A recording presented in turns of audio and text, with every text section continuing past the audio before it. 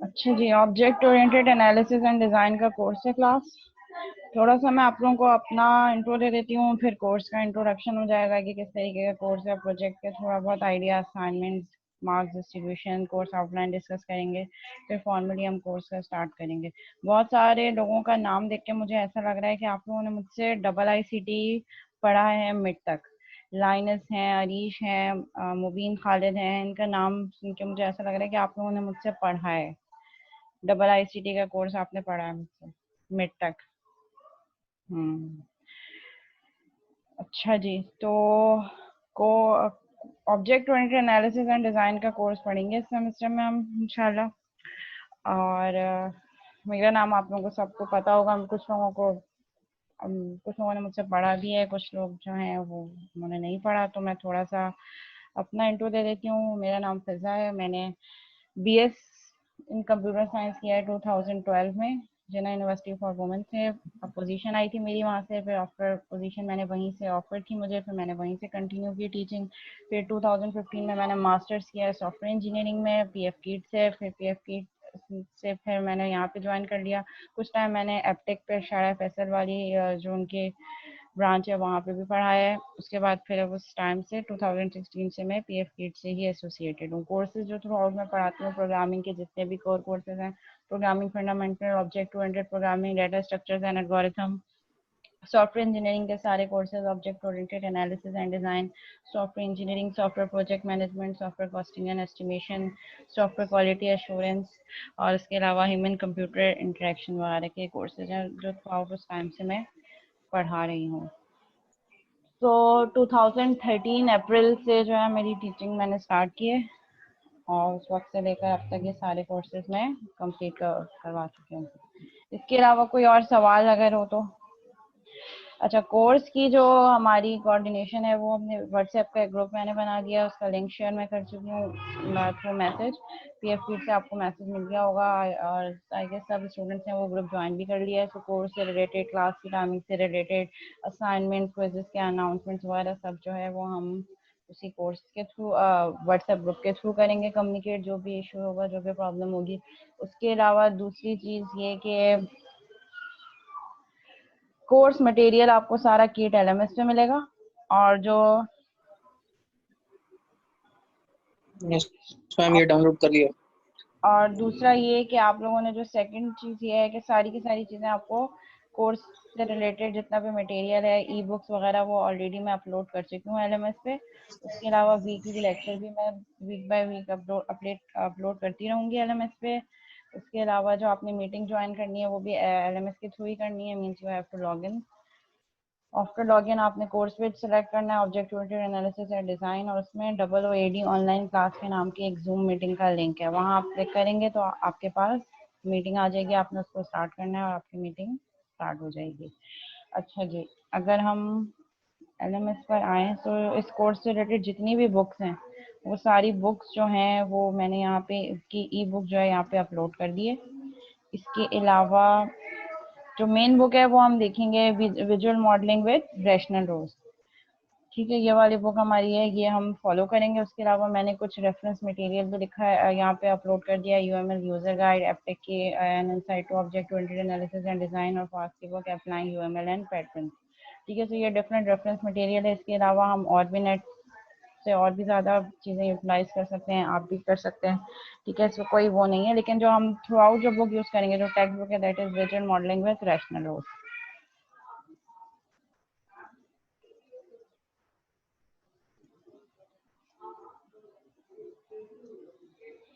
तो आप कौन से जो है कोर्स में जो है वो लॉग इन हुए, मतलब कौन से कोर्स में एनरोल हुए? कोर्स ID क्या है आपकी? मोहम्मद वसीम 104984 कोर्स आ रहा है आपके पास OOAD का। तो इस ID का तो पेज ये है, ये पेज भी मेरे पास ओपन है। ये पेज ओपन है, यहाँ से OOAD ऑनलाइन क्लास पे क्लिक करना है। क्लिक करने पर, क्योंकि ये रिकरिंग मीटिंग है,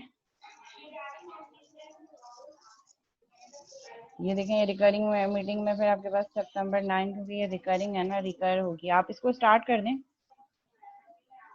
ये मीटिंग पहले आपकी क्लास शायद ये वेडनेसडे को स्केड्यूल हुई थी मे बी। तो आप ये वाली स्टार्ट करते हैं अगर वेडनेसडे आ रही, क्योंकि ये रिकरिंग मीटिंग है, तो ये नेक्स्ट वेडनेसडे का बता रही है जो कि थर्सडे होना चाहिए, बट आप यही मीटिंग हमने ज्वाइन किया, आप इसी पे करें। हाँ जी, इसी से कर लें।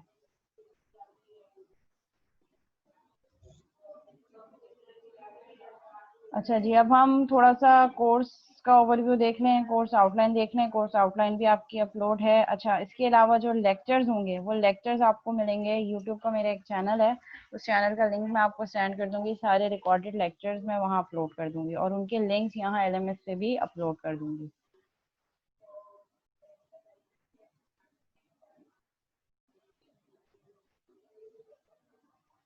ठीक है, ये हमारे पास कोर्स आउटलाइन ओपन हो गई है। Object oriented analysis and design 3+0 का कोर्स है और इसके पे रिक्विजिट कोर्स कौन सा है? Object oriented programming.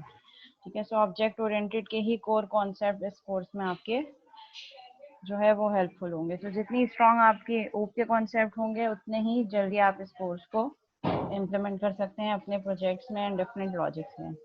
Assessment instruction जो है वो हमारे पास एटलीस्ट मिनिमम 5 क्विजेज होने चाहिए जिनके मार्क्स होंगे 10%। मिड टर्म, अच्छा ये जो लिस्ट है ये जो है टेंटेटिव है। आई मीन मैं इसको चेंज भी कर सकती हूँ। फाइनल एग्जाम 40 और मिड टर्म आपका 20 to 25 मार्क्स का हो सकता है, 30% का नहीं होगा। 20 to 25 और कुछ मार्क्स आपके प्रोजेक्ट में चले जाएंगे, तो 15 to 20 मार्क्स का आपका प्रोजेक्ट होगा। फाइनल मार्क्स 40, फाइनल पेपर 40 का होगा। और असाइनमेंट और क्विजेस के मार्क्स में देख लूंगी 15 5 और 15 10 या 10 10 करके हम इस तरीके से डिस्ट्रीब्यूट कर देते हैं। Mid term 20 to 25, final exam 40, project आपका 15 to 20 हो सकता है एंड क्विजेस आपके 10 मार्क्स के और असाइनमेंट आपके 10 मार्क्स के। अच्छा, असाइनमेंट क्विजेस सबमिट किस तरीके से होगा? अगेन हम वी विल यूज LMS का प्लेटफॉर्म हम यूज करेंगे। क्विजेस के अनाउंसमेंट भी वही होगी, क्विजेस में अपलोड भी वही करूंगी और आप उनको सबमिट भी वही करेंगे। जो टाइम ड्यूरेशन उसका होगा उसी टाइम ड्यूरेशन के अंदर आपने उसको सबमिट करना होगा। ठीक है, प्रोजेक्ट आपने क्या करना है? प्रोजेक्ट में मैक्सिमम 3 मेंबर्स अलाउड हैं। ठीक है, 3 मेंबर से ज़्यादा का प्रोजेक्ट जो है वो मैं अलाउ नहीं करूंगी, so maximum 3 members are allowed.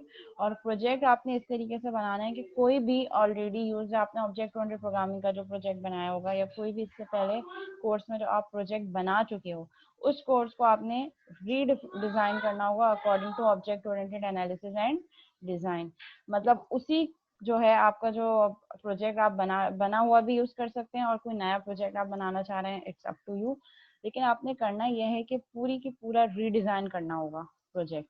Means let's say हम एज्यूम करें कि आपने ऑब्जेक्ट ओरिएंटेड प्रोग्रामिंग के कोर्स में जो प्रोजेक्ट बनाया था आप उसको यूज कर रहे हैं इस कोर्स के लिए, तो वो सारी चीजें स्क्रैच से आप सारी UML डायग्राम्स बनाएंगे जो थ्रू आउट हम कोर्स में पढ़ चुके हैं। Use case diagram, sequence diagram, activity diagram, class diagram, और उन्हीं को देखते हुए आप फिर अपने कोड को भी रीडिफाइन करोगे। यानी कि जो क्लासेस बनी है, क्लासेस के रिलेशनशिप्स हम देखेंगे, association, aggregation, composition, different classes के रिलेशनशिप्स क्या हैं, और उन रिलेशनशिप्स को देखकर फिर आपने अपने कोड को भी मॉडिफाई करना होगा।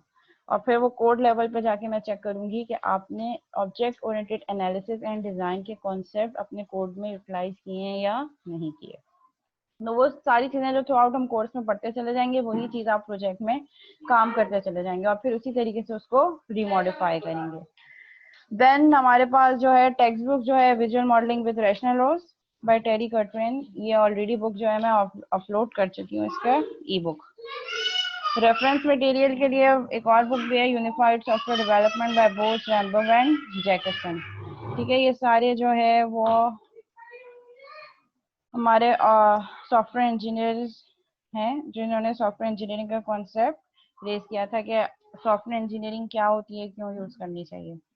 कोर्स गोल हमारी क्या है कि after completing this course you should analyze the process model of software system. How can we design a software system? हम सॉफ्टवेयर मॉडलिंग कैसे कर सकते हैं, डिफरेंट UML डायग्राम्स हम कंप्लीट करेंगे इस कोर्स में। और आफ्टर कंप्लीटिंग दिस कोर्स हम कह सकते हैं कि आप डिफरेंट UML डायग्राम्स की आपको जो है वो ग्रेप हो जाएगी कि किस तरीके से आप UML डायग्राम्स क्रिएट कर सकते हैं। UML डायग्राम जो डिफरेंट हम पढ़ेंगे उनमें यूज केसेस हैं, एक्टिविटी डायग्राम है, क्लास डायग्राम है, सीक्वेंस डायग्राम है, कोलैबोरेशन डायग्राम है, इंटरेक्शन डायग्राम है, फ्लो डायग्राम्स है, बहुत सारी UML की डायग्राम्स हम कोशिश करेंगे एज मच एज पॉसिबल हम कंप्लीट कर सकें।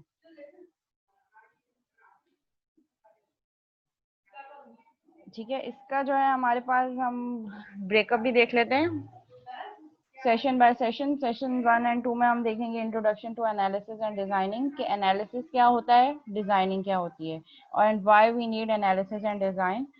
क्या सिर्फ कोड से काम नहीं हो सकता, कोड से पहले एनालिसिस एंड डिजाइन क्यों जरूरी है।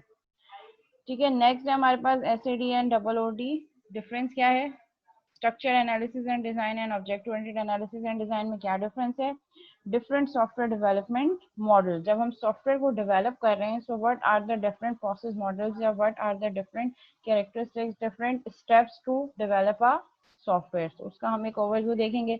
What is USD, the different phases of USD, what are the workflows, what are the use cases and why we need them, use cases diagram क्या होती हैं और उनकी ज़रूरत हमें क्या होती है, use case stereotypes, case studies about use cases diagram. तो हम कुछ केस स्टडीज भी देखेंगे कि use case diagram different system के रिस्पेक्ट से किस तरीके से यूज केस डायग्राम डिजाइन होती हैं।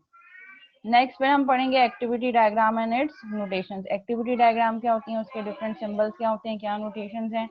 केस स्टडीज पढ़ेंगे, हम कोशिश ये करेंगे कि ज़्यादा से ज़्यादा हम केस स्टडीज के थ्रू इन चीज़ों को इम्प्लीमेंट करके देखें।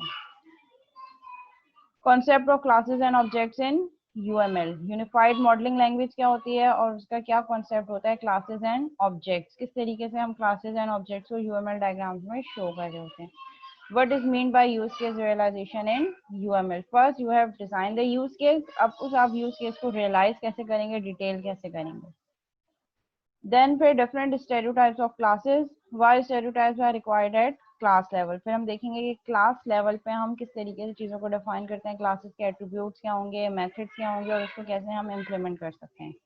Entity or long-lived classes, boundary classes and GUIs, control classes and use cases. Different types of classes कौन कौन सी हैं हमारे पास, entity classes कौन सी होती हैं, long-lived classes कौन सी होती हैं, GUI से related classes कौन सी होती हैं, database से connectivity अगर करनी है तो उसके लिए जो classes होती हैं। तो different type of classes जब हम प्रोजेक्ट बना रहे होते हैं तो डिफरेंट टाइप ऑफ क्लासेस कौन कौन सी हैं जो हम डिजाइन कर सकते हैं।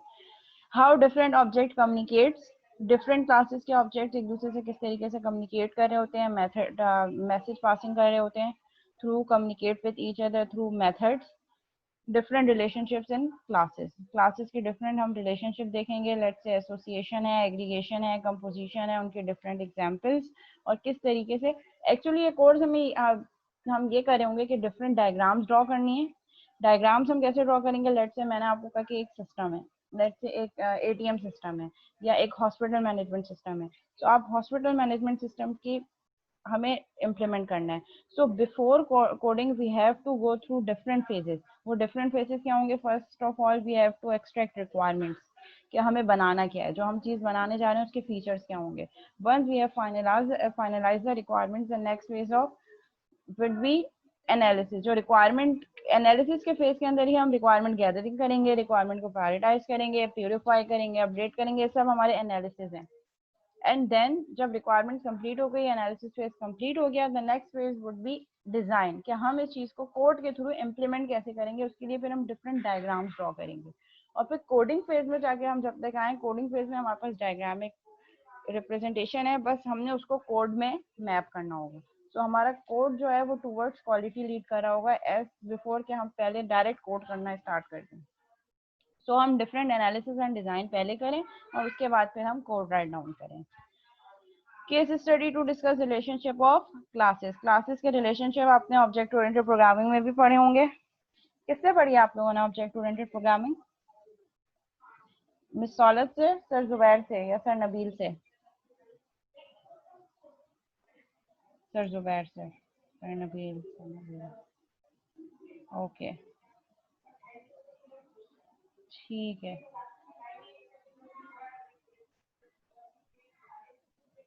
अच्छा जी सही है।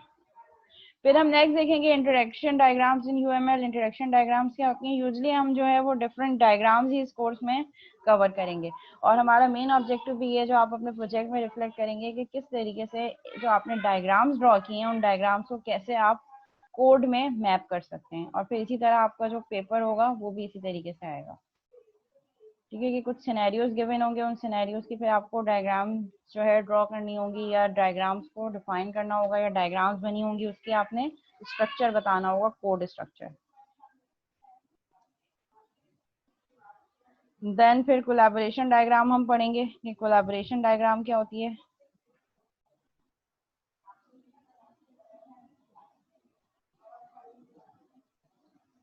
आफ्टर कंप्लीटिंग कोलैबोरेशन डायग्राम हम देखेंगे changes to the class diagram after sequence. Sequence diagram कैसे क्रिएट करते हैं हम, सीक्वेंस और कोलैबोरेशन डायग्राम में क्या डिफरेंस है।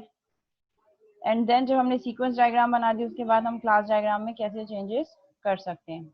एसोसिएशन क्लासेस क्या होती हैं, homogenization of the system, changing the class model through homogenization. आपने क्लास मॉडल बना लिया, अब उसको आप कैसे चेंज कर सकते हैं। देन रन टाइम कंपोनेंट्स आपके क्या होंगे, एग्जीक्यूटेबल कंपोनेंट्स क्या होंगे, class assignment and interface of components.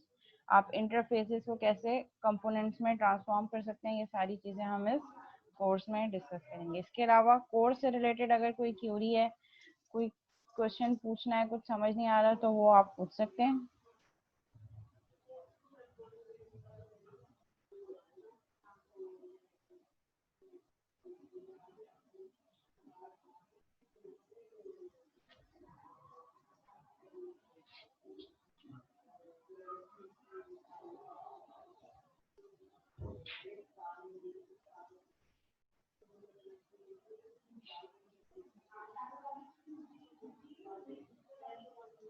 हाँ, हम ऑब्जेक्ट ओरिएंटेड की बात कर रहे हैं तो हम इसको सी शार्प में ही रखते हैं, लेकिन अगर कोई और यूज करना चाह रहा है, लेट से ऑब्जेक्ट ओरिएंटेड प्रोग्रामिंग, लेट से जावा, सी प्लस प्लस, तो आप कर सकते हैं।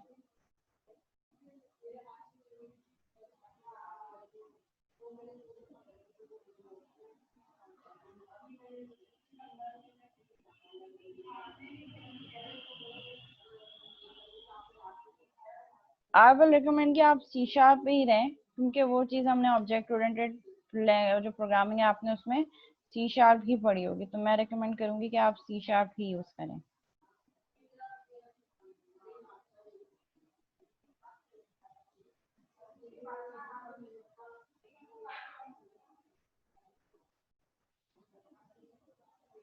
अच्छा जी, और कोई क्वेरी, कोई सवाल? हाँ, तो सी शार्प ही मैं रेकमेंड करूंगी।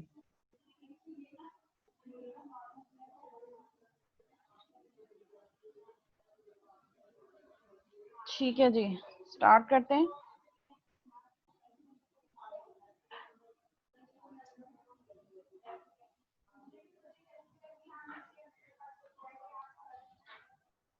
ठीक है, टेक्स्ट बुक में आपको ऑलरेडी बता चुकी हूँ, visual modelling with Rational nodes by Terry Quatrani. इसकी जो है वो मैंने ई बुक भी अपलोड की हुई है।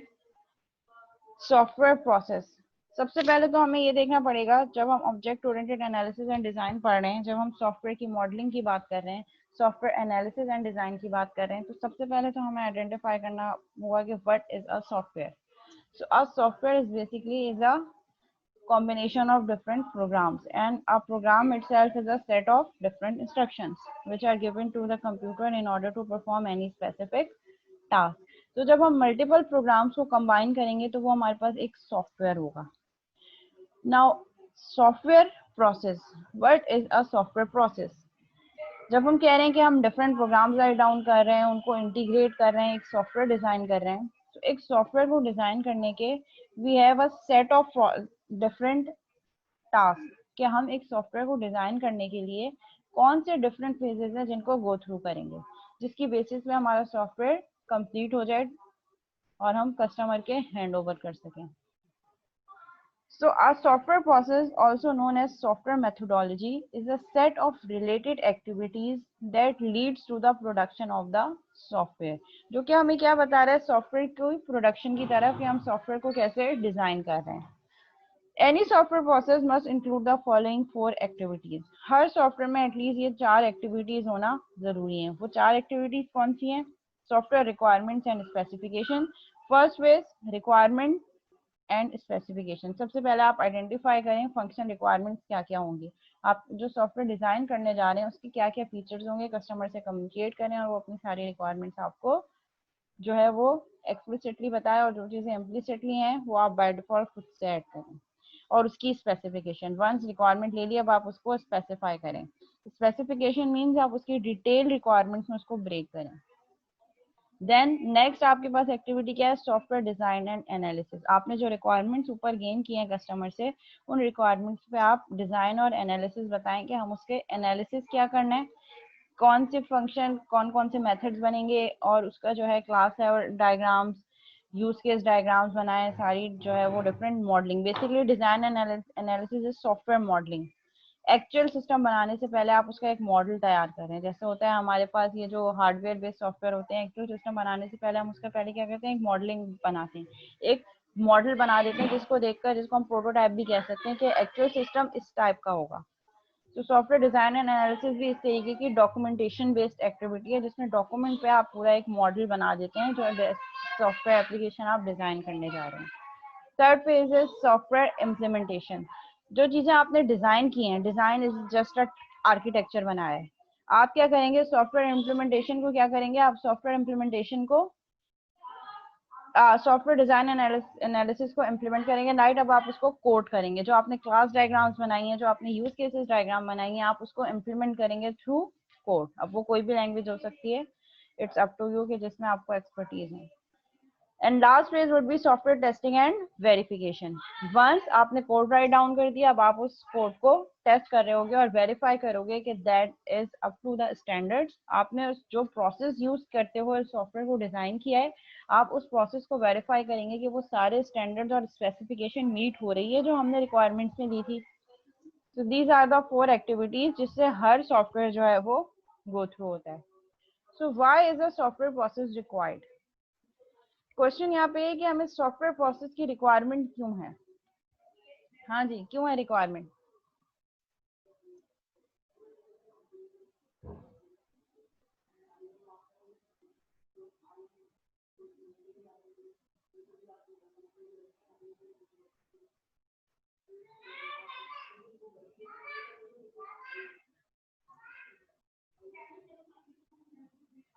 जी क्लास, एक प्रोसेस की हमें जरूरत क्यों होगी, सॉफ्टवेयर प्रोसेस, इन ये चार प्रोसेस फॉलो करने की जरूरत क्यों होगी हमें।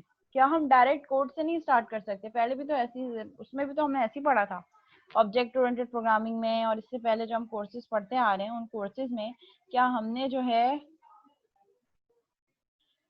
उसमें तो ये सब नहीं किया था। उसमें तो हम डायरेक्ट, ठीक है, रिक्वायरमेंट से ली, जो जो चीजें क्लास में इंप्लीमेंट कर रहे हैं, मेथड ऐसे बनते हैं, एरे इस तरीके से बनती है, लूप्स इस तरीके से लगते हैं, कंडीशनल स्टेटमेंट इस तरीके से चलते हैं, उनको बना के हमने डायरेक्ट कोड पे कर करके एप्लीकेशन बना दी। तो why do we need software process.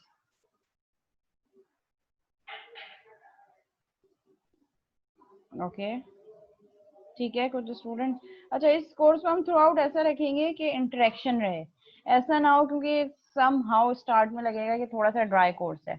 तो इसको हम इंटरेक्ट बना सकते हैं through different question and answers activities के। मैं थ्रू आउट कोर्स के बीच में, टॉपिक के लेक्चर के बीच में कोई क्वेश्चन थ्रो कर दूं और आप लोग उसके आंसर देते रहो, तो उसके फिर कुछ बोनस मार्क्स भी होंगे, जो जो जितना ज्यादा पार्टिसिपेट करेगा उतने ज्यादा फिर मार्क्स भी होंगे। तो इस तरीके से हम इस कोर्स को इंटरेक्टिव बना सकते हैं through different question and answer sessions. अच्छा जी, अजान हो रही है, अजान ब्रेक है, यहीं ऑनलाइन रहते हैं फिर कंटिन्यू करते हैं।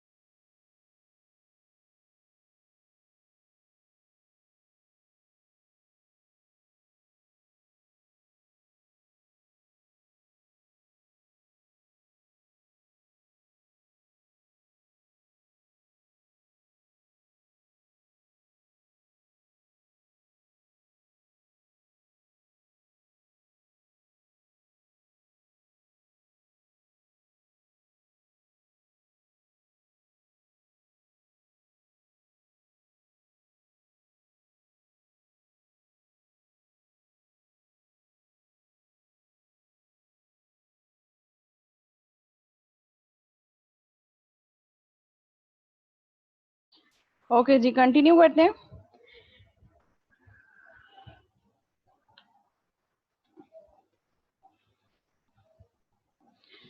अच्छा जी, प्रोसेस हमें इसलिए रिक्वायर्ड है क्योंकि जब हम सॉफ्टवेयर इंजीनियरिंग के भी कॉन्सेप्ट से पहले की बात करें, जब सॉफ्टवेयर इंजीनियरिंग का वजूद ही नहीं था, ठीक है, बस क्या होता था, सिर्फ सॉफ्टवेयर होता था, उसकी कोडिंग होती थी।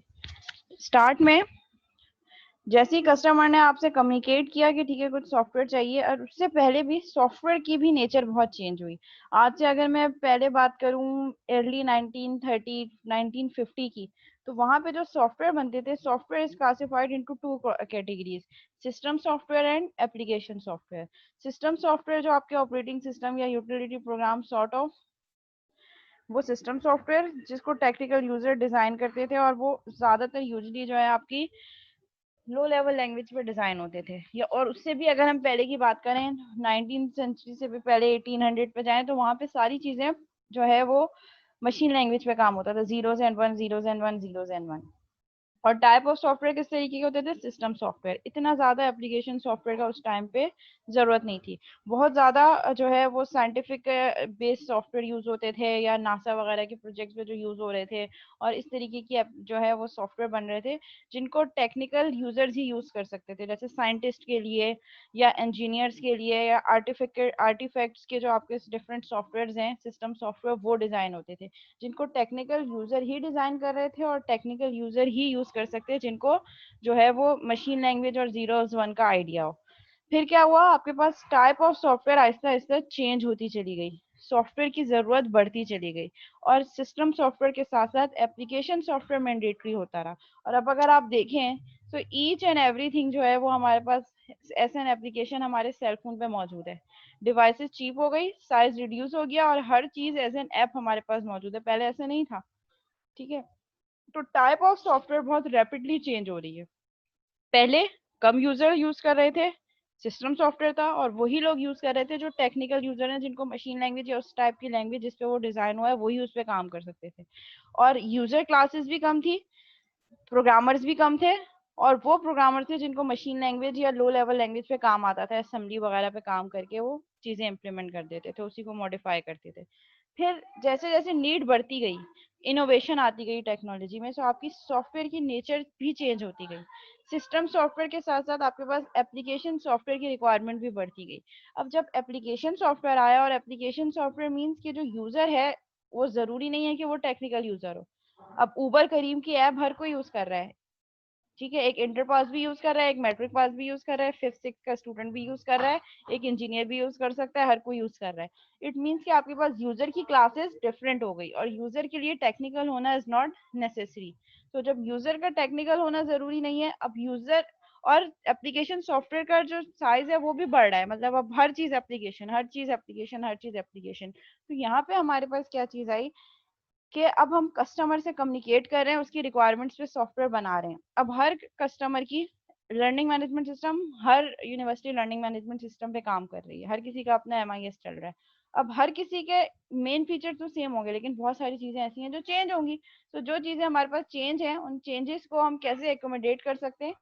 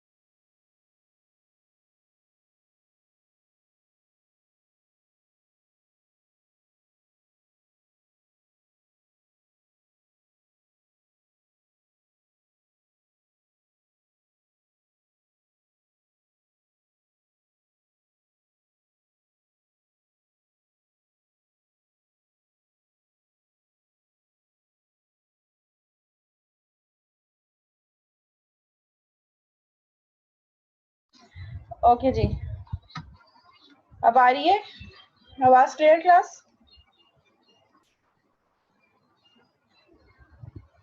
ओके, ठीक है।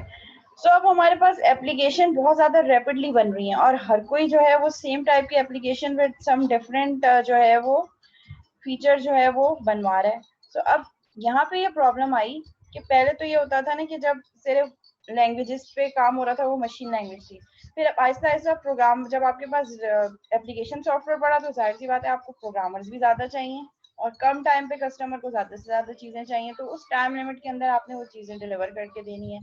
और एप्लीकेशन सॉफ्टवेयर है, सो एप्लीकेशन सॉफ्टवेयर है तो उसको डिजाइन करने के लिए हमारे पास फिर लैंग्वेजेस में भी इनोवेशन आई। पहले first generation language machine language पे काम होता था, फिर वो बहुत ज्यादा मुश्किल होता था कि हर प्रोग्रामर को जीरोस और वन और अकॉर्डिंग टू मशीन, क्योंकि हर ऑपरेटिंग सिस्टम की अपनी लैंग्वेज है, हर किसी के लिए जीरो वन की अलग डेफिनेशन है, तो हर सिस्टम के रिस्पेक्ट से मशीन लैंग्वेज को करना, याद करना, उसकी कीवर्ड्स को याद करना बहुत मुश्किल हो रहा था और हर कोई, हर नॉर्मल प्रोग्रामर उस पर काम नहीं कर सकता था।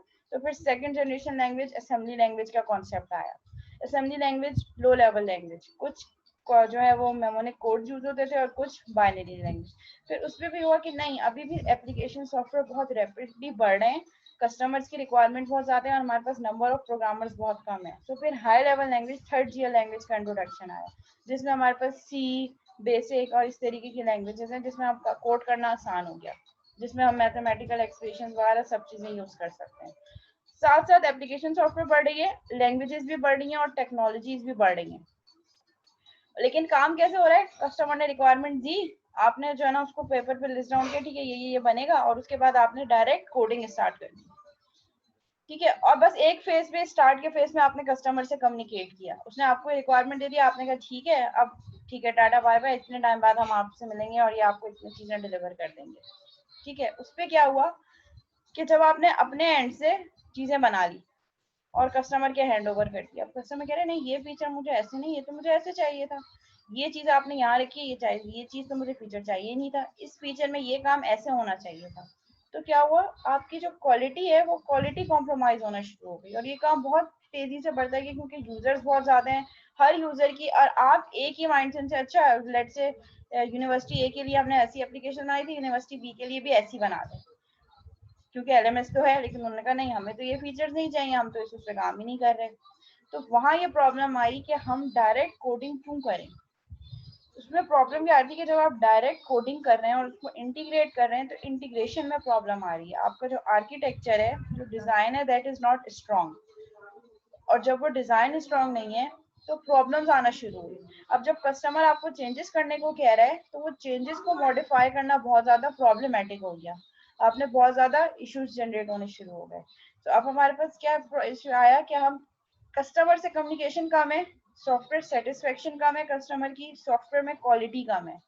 तो क्यों ना हम डायरेक्ट कोडिंग करने से पहले हम कुछ और फेजेस कंप्लीट कर लें, ताकि जब हम कोड पर आए तो 70 to 80% चीजें, कॉन्सेप्ट हमारे पास क्लियर हो। So software process is basically कि डायरेक्ट कोड करने से पहले we should have some different phases which we have to go through in order to complete the software. So software process is needed or required to produce maintainable. Maintainable means कि आपके पास architecture मौजूद हो, design मौजूद हो, अगर आपके user ने कोई नया फीचर ऐड करना हो, किसी अपडेटिंग किसी एग्जिस्टिंग फीचर में कोई चीज अपडेट करनी हो, तो आप उसको इजीली मॉडिफाई कर सकें क्योंकि आपके पास डिजाइन मौजूद है, प्रॉपर डॉक्यूमेंटेशन है, क्लास डायग्राम है, आपको क्या ठीक है एक और फीचर ऐड करना है तो हम ये और एक क्लास ऐड कर देते हैं, इस क्लास से इंटीग्रेट होगी, तो वो चीजें आप पहले डिजाइन पे करेंगे और फिर उसको एक्चुअल इम्प्लीमेंट कर देंगे।